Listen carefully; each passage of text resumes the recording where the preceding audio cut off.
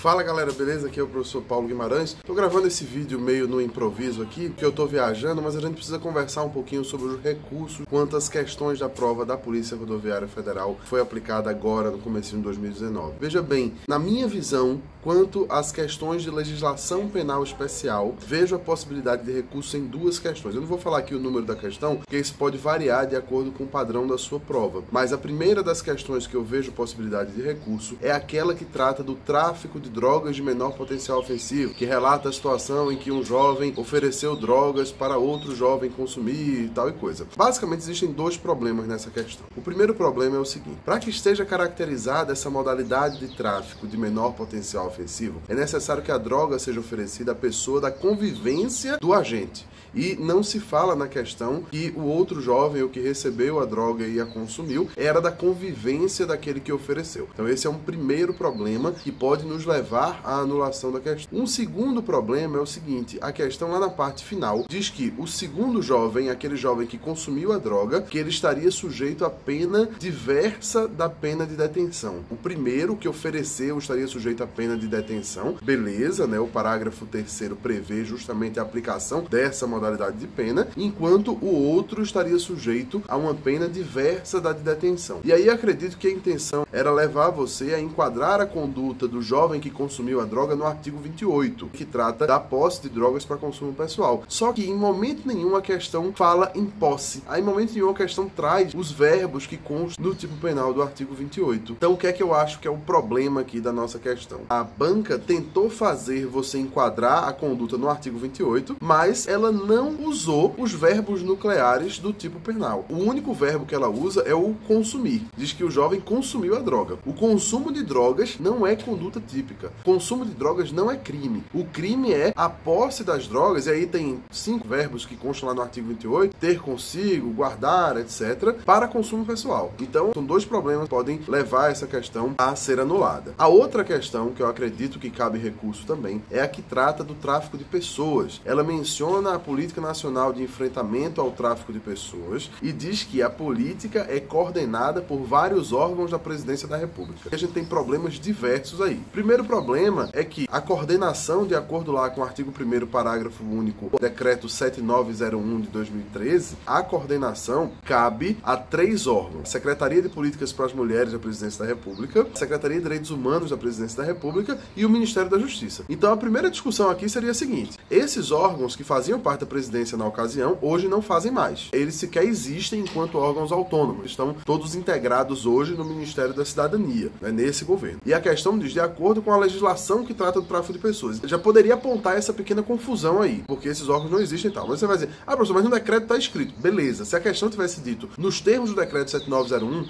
aí beleza, não tinha o que a gente fazer em relação a isso. A segunda discussão é a seguinte: e se 2 são vários? Porque a questão diz que vários órgãos da Presidência da República coordenam a política. E aí a coordenação são 2 órgãos da presidência, que eram da presidência, e o Ministério da Justiça. E aí você se pergunta: beleza, 2 são vários? Sinceramente, eu não sei. Procurei em dicionários, conversei com professores de português e de matemática, e até os professores divergem em relação a isso. 2 são vários, ou vários são a partir de 3? Então a questão é confusa nesse negócio. Pô, eu achei uma sacanagem enorme da banca. Vale a pena também recorrer e buscar a anulação dessa questão aí. Em relação às maneiras como você vai recorrer, você vai entrar lá no site do CESP, vai entrar com seu login e sua senha, e você vai registrar o seu recurso atacando o gabarito dessas 2 questões e explicando com as suas palavras isso que eu acabei de explicar lá no meu artigo no site do Estratégia. Eu dei essas orientações, o link tá aqui embaixo do vídeo e você pode entrar lá, mas eu recomendo que você não copie e cole o texto que eu coloquei, que você reescreva isso com as suas próprias palavras. O texto copiado não pega bem na visão da banca examinadora. Use suas palavras, mas recorra do gabarito dessas questões. Algumas pessoas me perguntaram também acerca das questões de ética. Tem 2 questões que falam que a comissão de ética poderá punir quem descumpre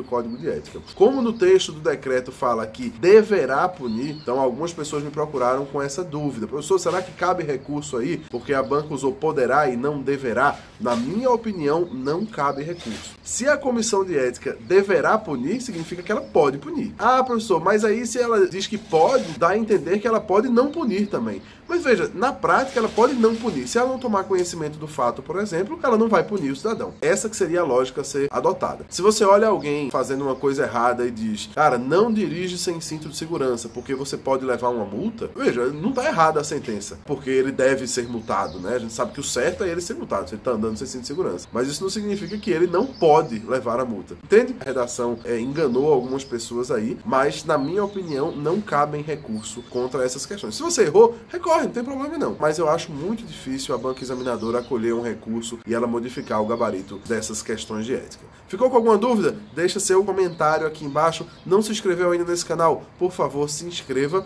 E se você quiser conversar comigo, você me encontra também lá no Instagram, no @prof.paulo_guimarães. Desde ontem, estou aí respondendo várias perguntas de alunos que fizeram a prova da PRF. Sucesso aí para você na sua preparação para concursos. Eu espero que você tenha sucesso na PRF, se esse for o seu momento. E se você quiser compartilhar essa alegria comigo, eu vou ficar bem feliz de receber notícias boas em relação à sua aprovação. Sucesso, um grande abraço e até a próxima.